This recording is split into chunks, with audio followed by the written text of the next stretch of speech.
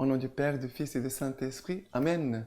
Grande joie d'être là avec vous en ce 22 février, mardi. Et aujourd'hui, nous célébrons la chair de Saint-Pierre. Et en ce mardi, vraiment, nous voulons demander à la Vierge Marie qu'elle soit là avec nous par sa prière. Et aussi que l'Esprit Saint vienne aussi nous aider pour bien plonger dans la parole de Dieu, pour que l'Esprit Saint puisse nous ouvrir, pour que la parole puisse prendre chair en nous. Et aussi, je vous invite toujours à divulguer, à partager la lecture divine, la faire par écrit, et aussi de faire en famille ou avec des amis, d'accord? C'est très important, d'accord? De divulguer, de faire connaître la lecture divine. Nous disons à chaque messe, dis Seigneur seulement une parole et je serai sauvé. Une parole peut sauver une âme. On doit donner la parole de Dieu. Maintenant, la première lecture d'aujourd'hui, c'est la première lettre de Saint-Pierre, première épître de Saint-Pierre, chapitre 5 à partir du verset 1.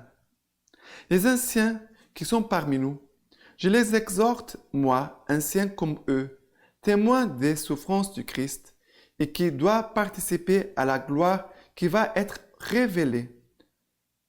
Paissez les troupeaux de Dieu qui vous est confié, veillant sur lui, non par contrainte, mais de bon gré, selon Dieu, non pour un gain sordide, mais avec l'élan du cœur, non pas en faisant les seigneurs à l'égard de ceux qui vous sont échus en partage, mais en devenant les modèles du troupeau. Et quand paraîtra le chef des pasteurs, vous recevrez la couronne de gloire qui ne se flétrit pas. Alors, Saint Pierre, il nous dit, soyez des modèles du troupeau. Bien sûr qu'ici, Saint Pierre, il est en train de parler aux anciens, les presbytres, on pourrait dire pour nous aujourd'hui, les évêques, les papes, les prêtres, voilà, les anciens, mais non pas seulement ceux qui ont une charge pastorale au niveau de l'Église, mais on pourrait appliquer cette parole à chacun de nous. Même si tu es un jeune, parce que dans l'Église, nous avons, grâce à Dieu, des personnes plus mûres, qui sont des catéchistes, ou des papas et des mamans, qui ont déjà un grand cheminement dans la foi. Mais cette parole sert pour nous tous. Tu dois être modèle pour le troupeau. Tu dois être un modèle pour le troupeau. Tu dois être un modèle de vie chrétienne pour les autres. Pas si tu n'es pas un modèle de vie chrétienne. Et je pense surtout pour nous, les prêtres, les consacrés, alors on ne sert à rien. On ne sert à rien. C'est inutile tout ce que nous faisons. Si je ne suis pas un modèle, alors quel témoignage je donne? Bien sûr, nous sommes tous des pécheurs, mais on doit veiller sur notre propre conversion pour donner un bon témoignage. Et Paul, ici, c'est Saint-Pierre qui dit paissez les troupeaux de qui Dieu, troupeau de Dieu, qui vous est confié, veillant sur lui, non par contrainte, mais de bon gré. Alors, avec un bon cœur. Voilà, faire avec un bon cœur. Selon Dieu, non pour un gain sordide, mais avec l'élan du cœur. Alors, de bon gré, non pas en vue d'un gain sordide, mais avec l'élan du cœur. Non pas en faisant les seigneurs à l'égard de ceux qui vous sont échus en partage. Ça veut dire, Pierre, il dit, on ne doit pas avoir une attitude envers les autres comme si on était des seigneurs. Voilà. Je suis un seigneur, voilà, je suis là pour être servi. Non, Jésus a dit dans l'évangile, je ne suis pas venu pour être servi, mais pour servir et donner ma vie en rançon pour la multitude. C'est là. L'ancien, c'est cela. Être ancien, c'est cette capacité dans la fidélité, dans l'amour au Christ et à son Église pour vivre cette phrase comme Jésus. Cette attitude de Jésus envers nous. Et Jésus, quand il viendra, il va nous donner la couronne de gloire qui ne se flétrit pas. Ok? Voilà, soyons des modèles du troupeau, des modèles de vie chrétienne pour tous nos frères et sœurs. Que les gens, en nous voyant, apprennent qu'est-ce que c'est la vie chrétienne, comment on doit quel est le comportement et la vie d'un catholique, d'un chrétien catholique. Et maintenant, le psaume 23. Le Seigneur est mon berger, rien ne me manque. Sur des prés d'herbes fraîches, il me fait reposer. Vers les eaux du repos, il me mène. Il refait mon âme. Il me guide au sentier de justice à cause de son nom. Passerai-je un ravin de ténèbres? Je ne crains aucun mal, car tu es près de moi. Ton bâton et ta houlette sont là qui me consolent. Devant moi, tu apprêtes une table face à mes adversaires. D'une onction, tu me parfumes la tête, ma coupe déborde. Oui, grâce et bonheur me pressent tous les jours de ma vie. Ma demeure et la maison du Seigneur ont la longueur des jours. Ici, on voit à la fois la brebis et on voit à la fois les bergers. Et on peut se voir, nous, à la place de la brebis, mais aussi à la place du berger. On doit se mettre à la place du berger et aussi à la place du pasteur et aussi de la brebis. Le Seigneur est mon berger, je ne manque de rien. Sur de près d'herbes fraîches, il me fait reposer. C'est la brebis qui parle. Vers les eaux du repos, il me mène. Il refait mon âme. Mais voyons, le Seigneur, il prépare ici le près d'herbes fraîches, c'est un don du pasteur, du berger. Ne me manque rien parce que le berger, il me donne ce que j'ai besoin. Et lui, il me guide au sentier de justice à cause de son nom. Même si je passe entre ravin des ténèbres, je ne crains aucun mal. Pourquoi? Parce que toi, Seigneur, tu es près de moi. Toi, le berger, tu es près de moi. Ton bâton et ta houlette sont là qui me consolent.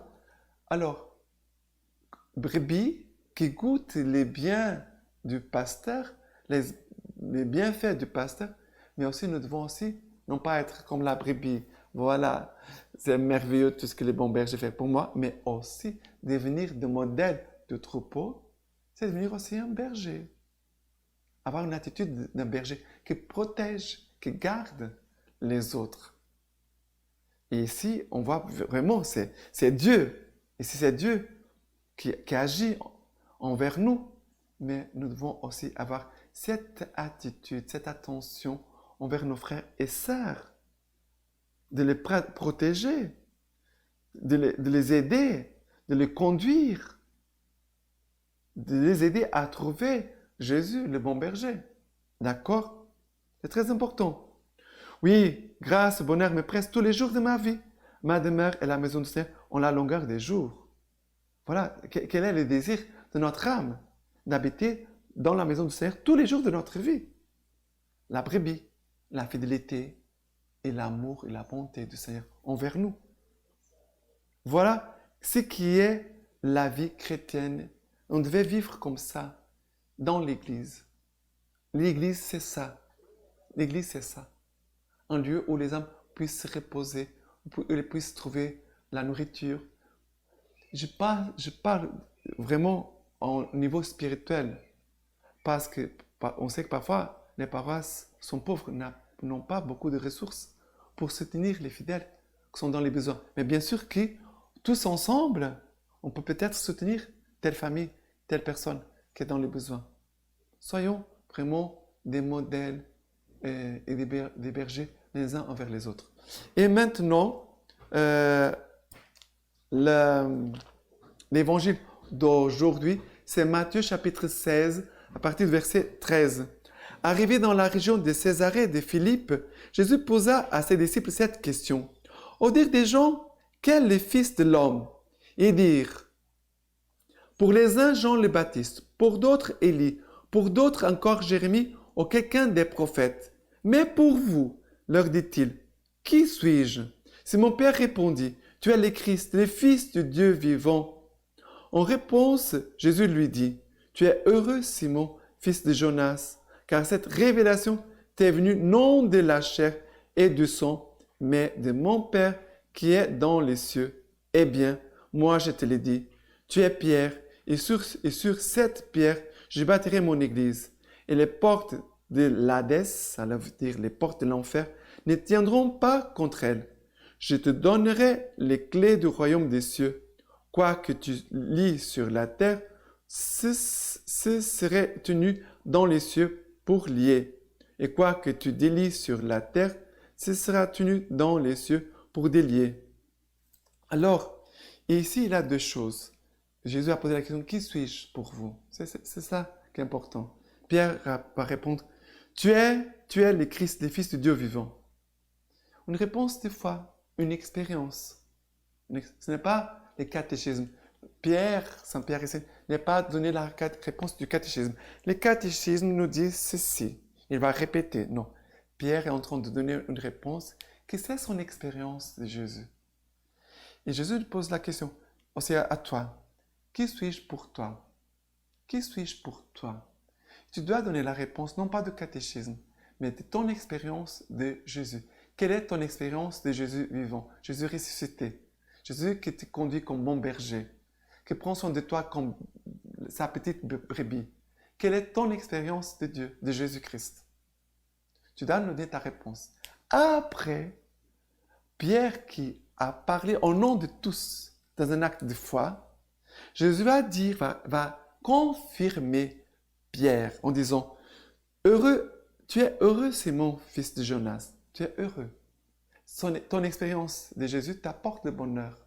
Ton expérience de Jésus t'apporte le bonheur. Tu es heureux à cause de cette réponse. Car cette révélation t'est venue non de la chair et du sang, mais de mon Père qui est dans les cieux. Eh bien, moi, je te dis, tu es Pierre, et sur cette pierre, je bâtirai mon église. Ça, c'est la vocation de Pierre. D'être une pierre qui supporte l'église, qui peut aussi soutenir les autres, les âmes les plus faibles, et pour soutenir. Je bâtirai mon église sur toi, Pierre, et les portes de l'enfer ne tiendront pas contre elle. C'est une certitude. L'enfer ne pourra pas tenir contre l'église. Il ne pourra pas. C'est vrai que parfois, dans le monde, on peut parfois voir des choses, même parfois, malheureusement, des péchés des hommes de l'église, de notre église, ou parfois des attaques contre notre église. Mais notre église, ce n'est pas mon église à moi, ce n'est pas ton église à toi, ce n'est pas l'église de tel évêque, ce n'est pas l'église de tel pape. Notre église, elle est de Dieu. Elle est de Jésus-Christ qui l'a fondée. Qui a fondé notre église? Jésus-Christ. Notre église appartient à Jésus.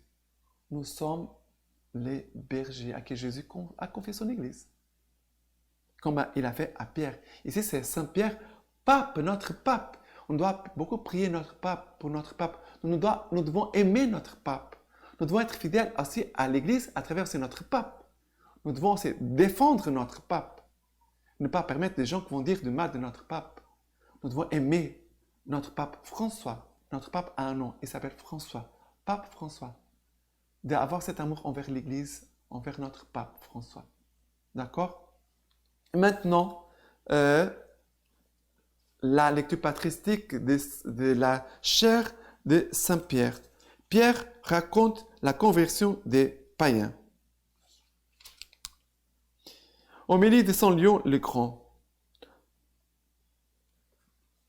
Mais lorsque le Seigneur exige de connaître les sentiments des disciples eux-mêmes, le premier à confesser le Seigneur est celui qui est le premier dans la dignité d'apôtre. Comme il avait dit, tu es le Messie, le Fils du Dieu vivant. Jésus lui répond, heureux es-tu, Simon, fils de Jonas, car ce n'est pas la chair et le sang qui t'ont révélé cela, mais mon Père qui est aux cieux. C'est-à-dire, heureux es-tu, parce que c'est mon Père qui t'a enseigné.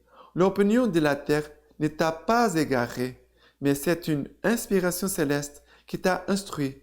Et ce n'est pas la chair et le sang, mais celui dont je suis le Fils unique, qui t'a permis de me découvrir. Et moi, dit-il, je te déclare, c'est-à-dire, de même que mon Père t'a manifesté ma divinité, de même moi, je te fais connaître ta supériorité. Tu es Pierre, c'est-à-dire, moi, je suis le rocher inébranlable, la pierre d'angle, qui fait l'unité de deux réalités séparées, le fondement tel que nul ne peut en poser un autre.